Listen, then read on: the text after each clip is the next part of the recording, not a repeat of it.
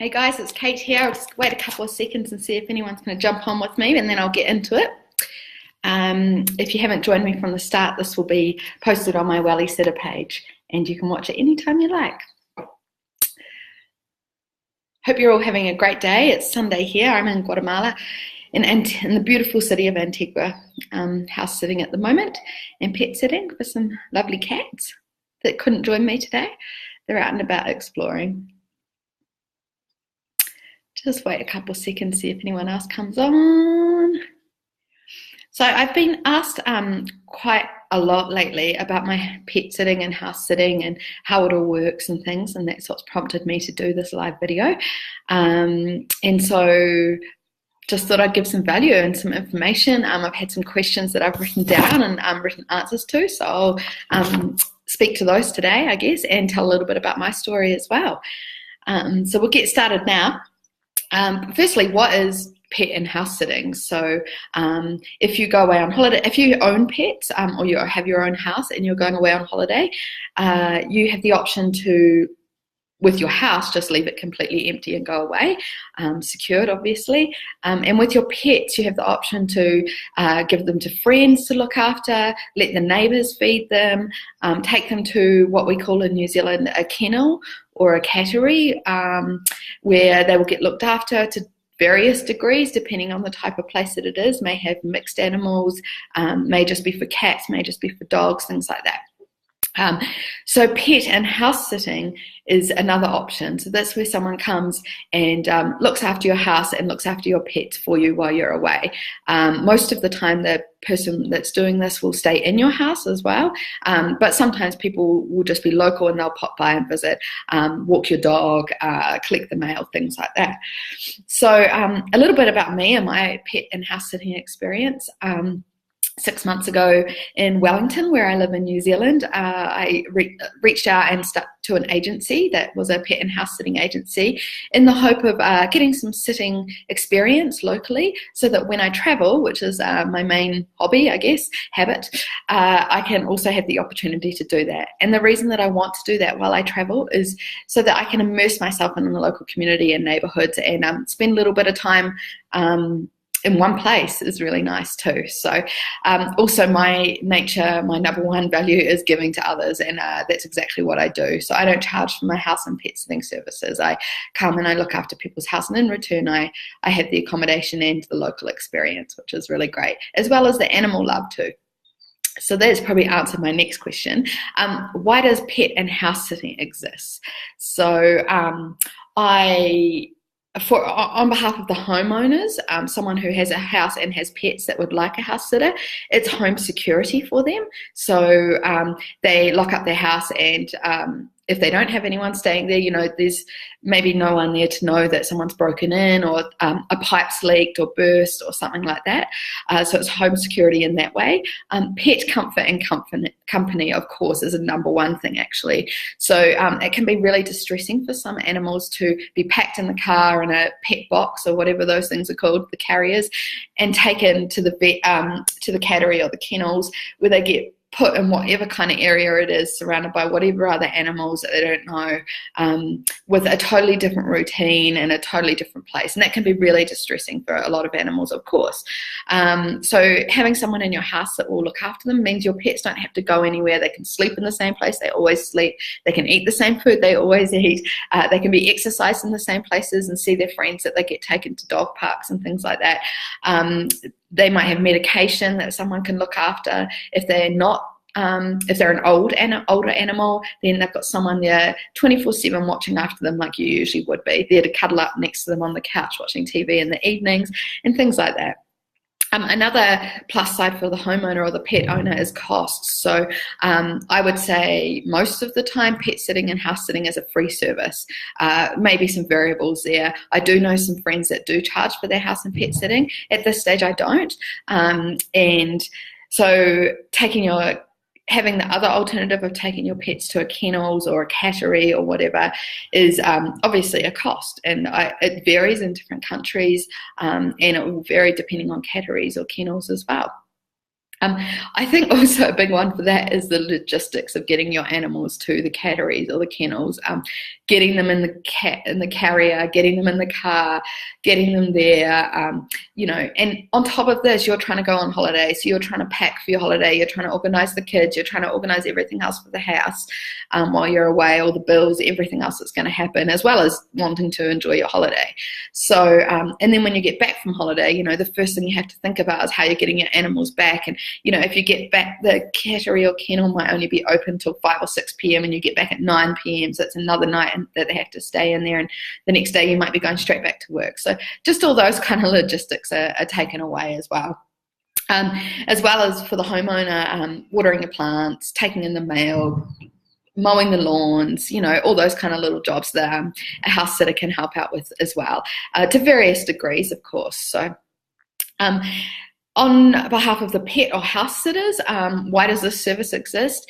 For me, as I mentioned, it's a great opportunity to stay in a local place when I travel, and unpack my bags for however long it is that I'm here is really, really nice as well.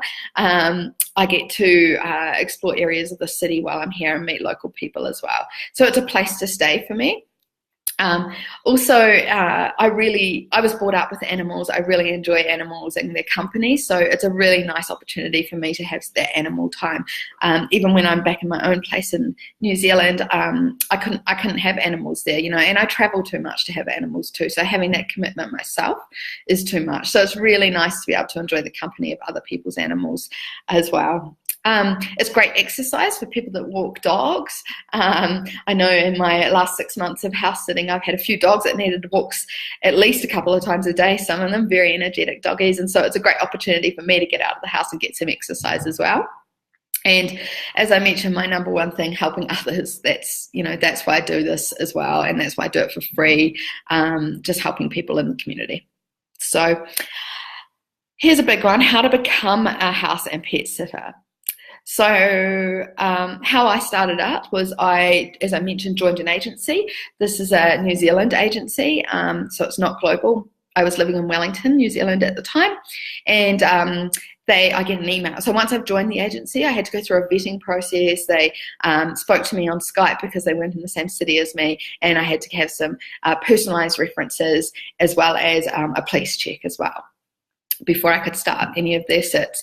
And then I received I could set my settings on the agency's website as to where I was interested in sits, what kind of places, what kind of animals, things like that. And then from there, I would get sent email prompts when there was a sit available. So I would just pick and choose when I wanted to do a sit. And I started out with a lovely family in Wellington who had a small farm, I like to call it. So a little dog, 7 chickens, a guinea pig, and a rabbit. That was my first experience in Wellington of recent. Prior to that, I have done pet sitting before, but for family and friends that were going away. So usually animals I already knew or houses I already knew as well. So this was complete randoms, and I spent a week there. From there, I decided that I wanted to sit a little bit more and get a lot more experience under my belt before I came away traveling. And so the agency didn't have quite enough coming through for me that I needed. And so I put an ad on a local app, and from there I filled up back-to-back bookings until I came away traveling. And then I'll tell you a little bit more about my sits while I've been traveling as well afterwards. So how to becoming a pet and house sitter.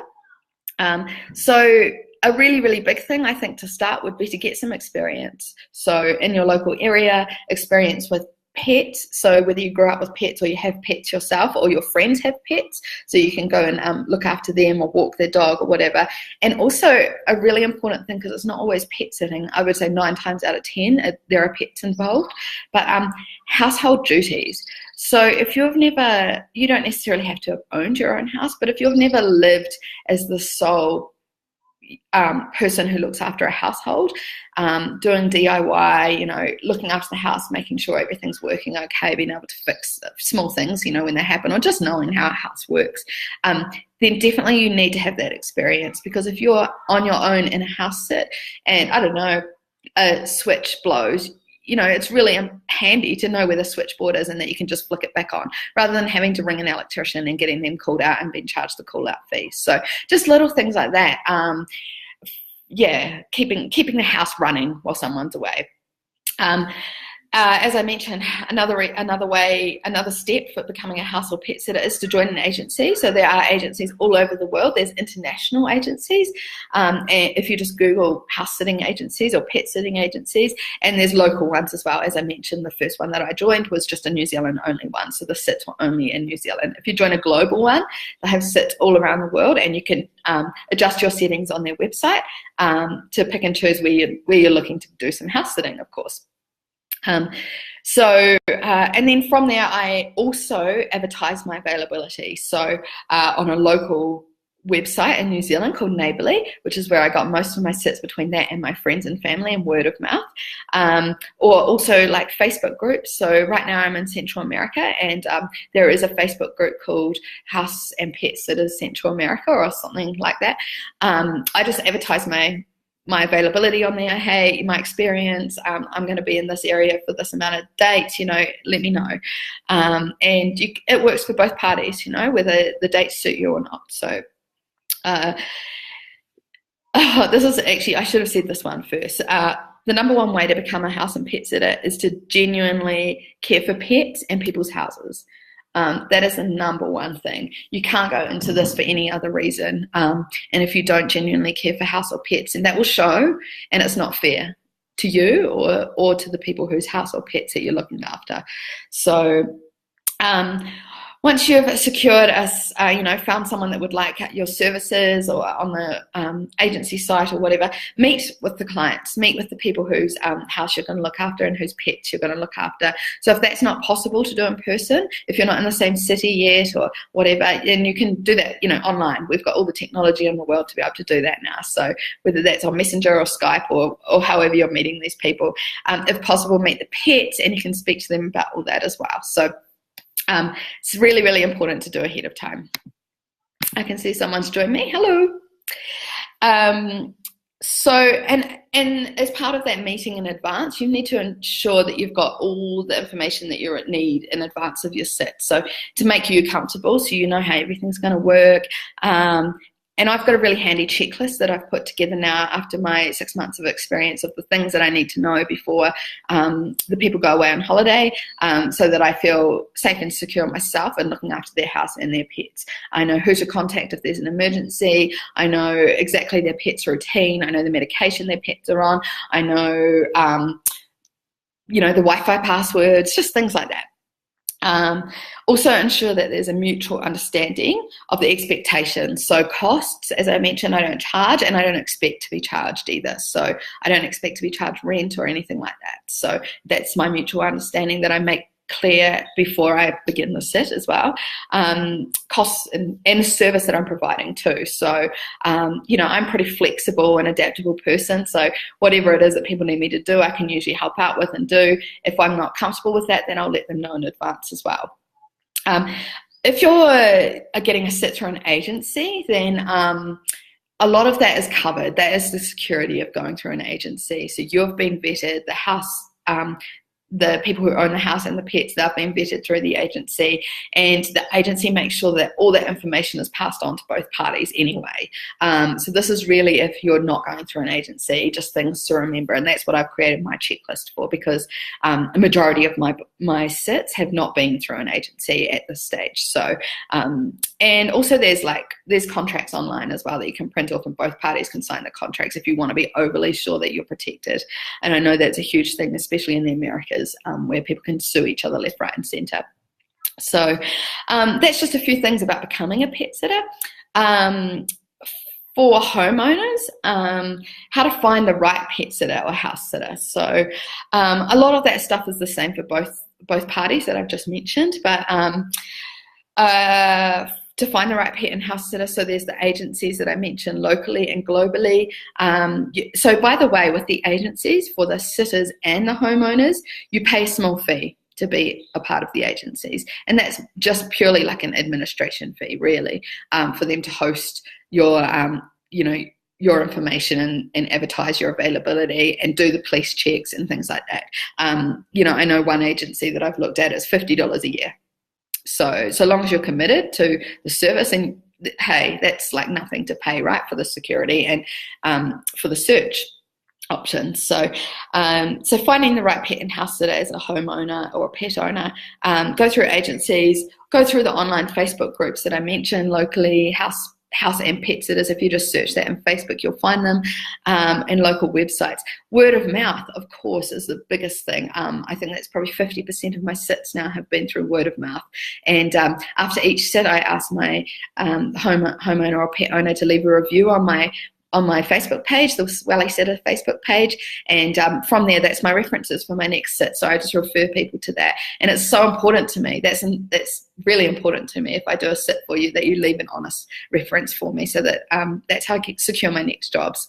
Of course, if you're a house or pet owner, you definitely want to get those references and experience from your sitter in advance. You want to know that they've done this before, even if it's their first sit. I think it's important to give people a chance. Of course, people have to start somewhere. So get some personal references, character references, and did they have pets growing up? Did they, are they feeling comfortable about your pets? Do you have a massive dog that needs to be walked 6 times a day? And are they feeling comfortable with that? Get those kind of experiences and references from them. As I mentioned, for the pet sitters and house sitters, meet in advance. Talk online if you need to. Be honest about your pet's requirements and behaviours, or your house ins and outs. If your house has leaks when it rains, that's not going to put someone off looking after your house. They just need to know what to do. Chuck a bucket under it, whatever it is that they need to do, so that they don't feel bad that it's happened on their shift and not knowing that it hasn't happened before. Where your house's location is, if there's public transport, if there's not, things like that. That's important to a pet and house sitter, of course, and it eases their mind coming into your house.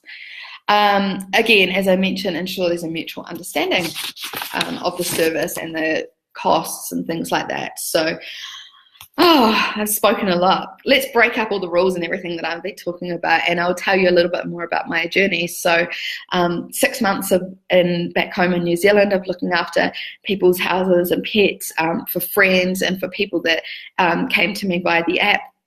It was wonderful, not only looking after people's pets and houses for them, but exploring different areas of my own city was cool, really cool. I'd only ever lived in the same area for the 5 years that I've lived in Wellington, so it was really cool to explore other areas and taking dogs out for walks in suburbs that I've never been to before, and it was really awesome. So from there, I had a great time. I probably did 6 or 7 sits, ended with a beautiful, beautiful family in my local area, their beautiful dog and cat, and then packed my bag and came overseas. So I had this trip booked a long time ago, and I came over and I did over to the Americas. I did 3 weeks of hardcore travel with friends through Alaska and Canada, and then down to Central America, which is where I was aiming to come traveling anyway.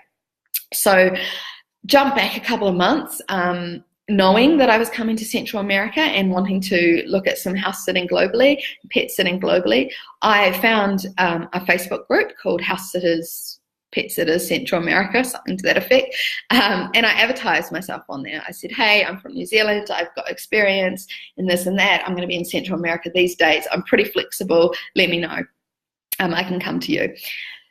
And from there, I secured a sit. I secured a 3-week sit, I think it was, in Nicaragua with lovely Lisa, who may be watching this. And that was a couple of months ago, and Lisa and I chatted back and forwards about the requirements. She had a beautiful dog, beautiful smiley dog, and I was really looking forward to that. I planned my trip so that I would have a month traveling in Central America and make my way down to her house in Grenada. Once I got on the road, that was the only sit that I had booked, so that was cool. I knew that I was away for a couple of months, and that would be awesome to be in one place for a while. Once I was on the road, Lisa and I were friends on Facebook, and I could see that the political situation in Nicaragua was going downhill a little bit. And I'm someone who's traveled a lot, for those that know me. I am an adventurous traveler. I am wary of my situation, and I have been to places that may be deemed unsafe to others. However, I'm quite sensible as well, and I know that my travel insurance won't cover me if I have to go to places that are deemed unsafe or high risk. And so I just kept an eye on the situation, and about the time that I was leaving New Zealand, things started kicking off, and Nicaragua as a country went on the high risk radar.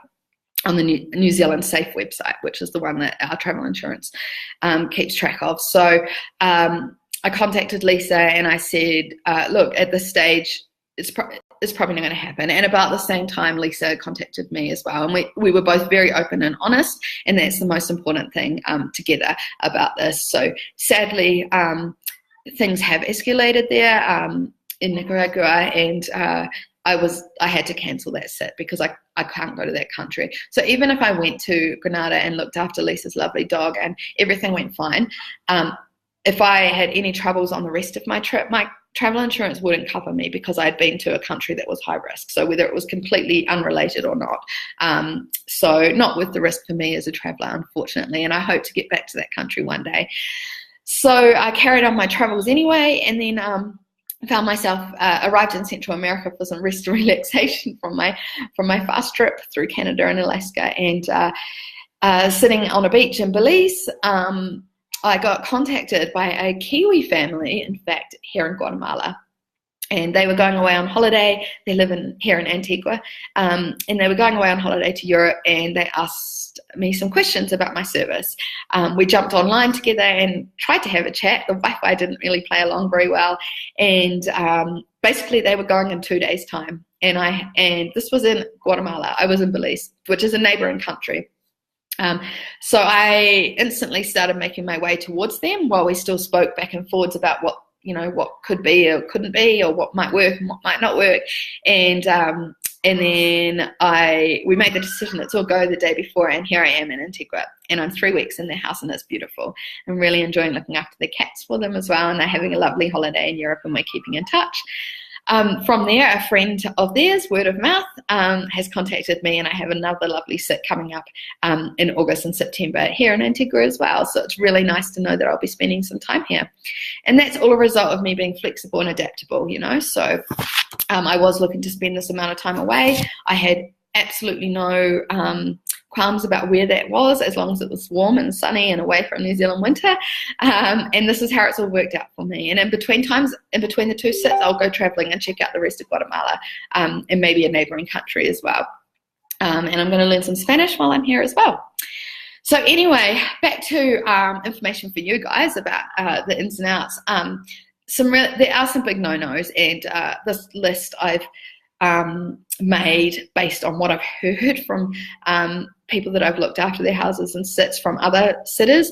And so some big ones are, don't take the piss as a pet and house sitter. Don't take the piss. Like, you're looking after someone's pets. It's like their children in their house for them. And you need to respect their house as if it was your own, as if when you return from holiday, the house has been left as you left it, if not better, right? So no parties, don't invite people over to the house, no sleepovers without prior, approval from the house owner. Obviously, I'm traveling on my own, and I'm a pet sitter on my own. There are couples that travel and pet sit together. Some people as house and pet owners are okay about that, some aren't. So make sure, again, it's just making sure that everything's cool from the start. Don't take on a job that you can't commit to. So not just location or timing wise. So, once you've committed to a job, you need to stick with it, all things going well. But also the actual job. So like if they have a big dog that needs walking 6 times a day and you've never done that before and you're not sure how you're going to be with a big dog, and you're a little bit injured and so you don't think you're going to be able to do that, then please don't take on that job. Leave it for someone else. Don't waste people's time.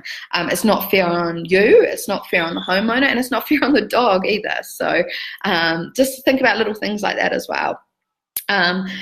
What else? Other things, and don't take the pisses, I bring everything with me. I get my own food, I bring my washing powder, things like that. I check in advance, is it okay for me to use the washing machine? Is it okay for me to use your internet, get the Wi-Fi? And, if you're a big internet user, make sure you know the limits and things. You don't want to be streaming down everything and use all their limits for the whole month. When they get back, there's no Wi-Fi left. That's terrible. So, again, treat the house as if it was your own. If there is something that you have to use, replace it. Replace it before they come home. And leave the house lovely for them when they come home as well.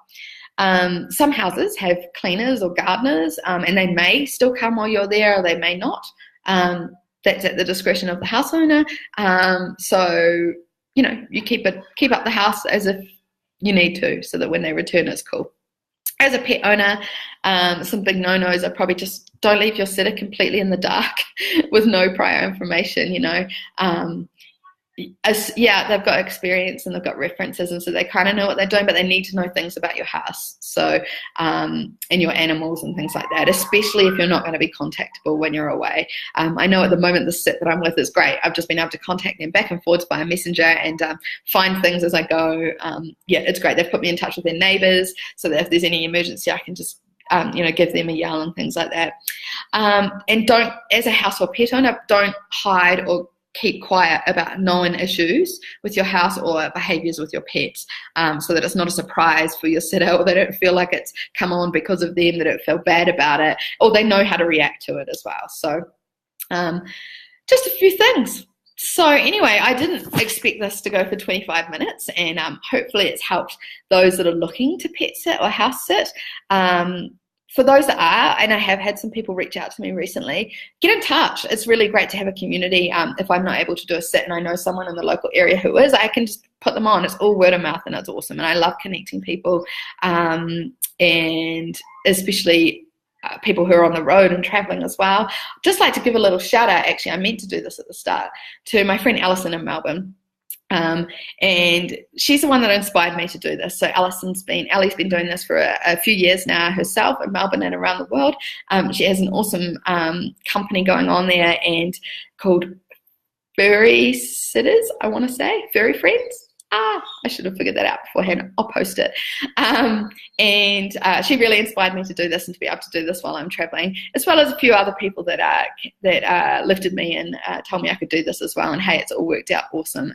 And that's really cool. So reach out if you have any more questions, and we'll see you guys around. Cheers.